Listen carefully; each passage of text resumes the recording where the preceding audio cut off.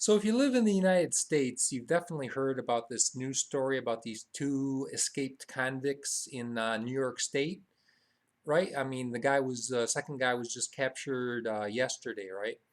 And you probably even heard this if you don't live in the United States, because it's kind of like a big national, international news story, right? And I live in New York State, so of course it's been like the big number one news, even on the local channels. So if you're not familiar, these two guys in like this maximum security prison in New York State. I was going to say upstate New York, but that doesn't make, I hate the word upstate because basically people say upstate. The news says upstate New York. They mean anything outside of New York City. You know, anything like north of New York City is upstate. Now, New York State's like a really big state, so if you say upstate, it doesn't mean anything because it could mean like Adirondacks, or it could mean Catskills, or it could mean, Buffalo. Anyway, so these guys are in this prison. It's like north of Albany. It's like north up there. And these guys were in prison. They both murdered people, right? Like one guy killed his boss, and then, it's not good enough to kill the guy. He like dismembered him. He like cut him up into pieces and stuff. And then the other guy killed a deputy sheriff. And then he killed the guy. He was with some people that were like robbing and stuff. And then the deputy sheriff found him in a park and they shot him. And then he ran him over with his car. So he didn't just like kill him. Anyways, these two guys escaped from this maximum security prison. They like got power tools and they like cut their way out of the prison. So it was a big, big story.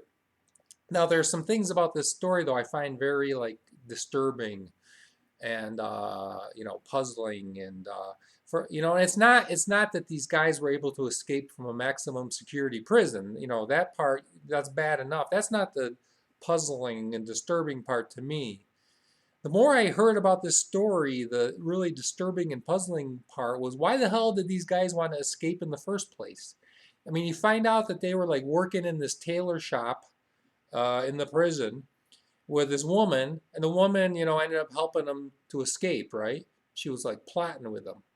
So they're working in this tailor shop in the prison, and they're like having an affair. I don't know, both of them or one of them, it's not clear, was having an affair with this married woman. So they're like having sex in the prison in this tailor shop with this woman, right? And then you find out later that another guard, apparently all these guards must have loved these two murderers.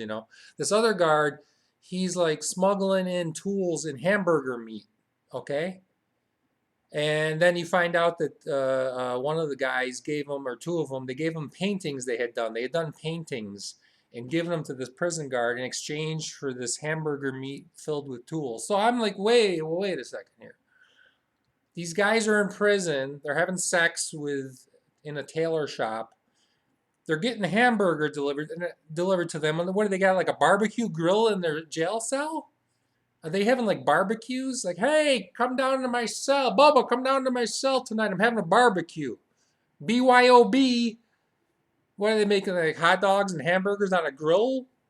I don't. I mean, they're in prison, and then the guy's like making paintings, and he's giving them to the guards. Here, give me some hamburger meat with tools. Here's a painting I did. So these guys are like in jail, but they're working in a tailor shop, having sex with this woman, doing paintings. Like, where'd these two guys meet? Like in like the polo grounds on the prison. They like playing polo together or something.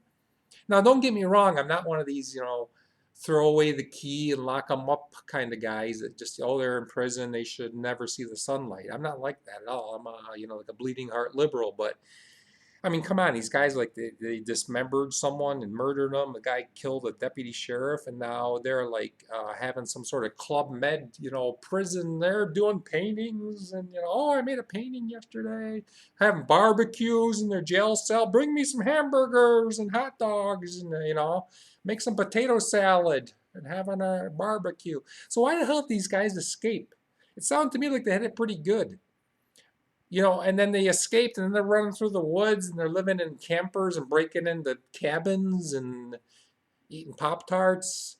One guy ended up getting killed, and then the second guy got shot. Now he's going back to jail, and let's face it, he's never going to see the sunlight again.